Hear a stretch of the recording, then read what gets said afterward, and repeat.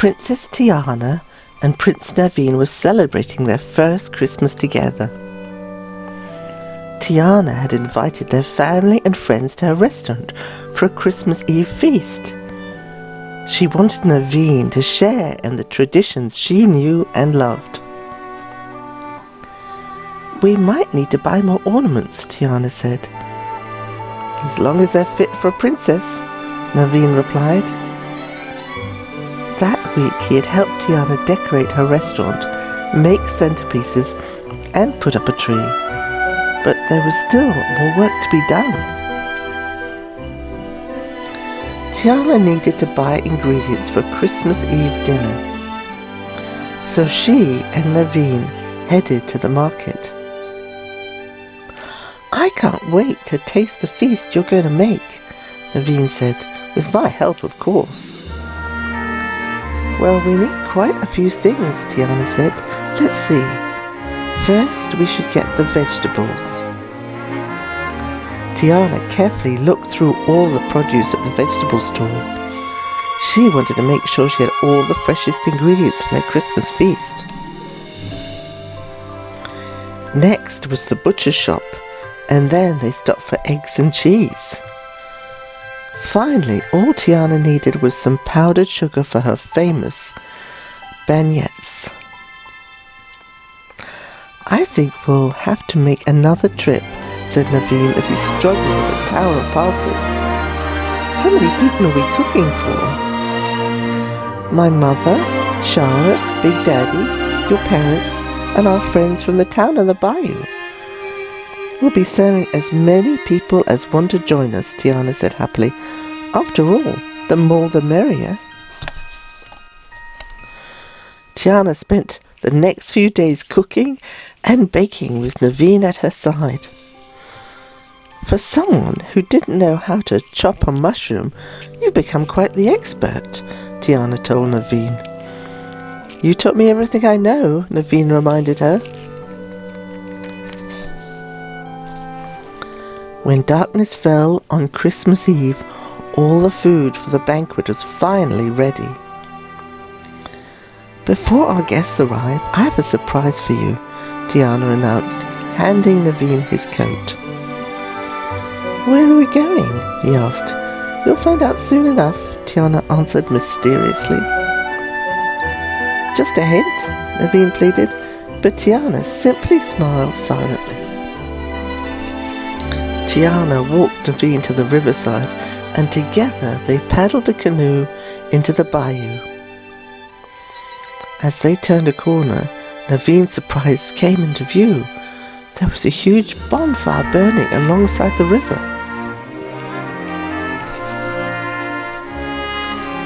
"The fires are for Papa Noelle," Tiana explained. "So he can find his way in the sky?" asked Naveen. Tiana laughed. "Papa Noelle doesn't use a sleigh. He travels in a pirogue.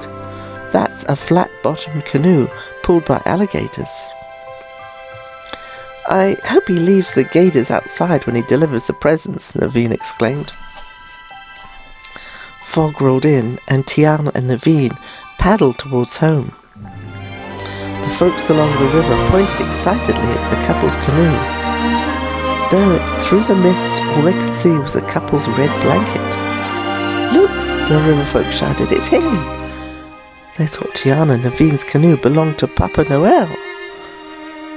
All around them, people jumped into their boats and paddled behind the canoe, hoping to catch a glimpse of the mysterious visitor.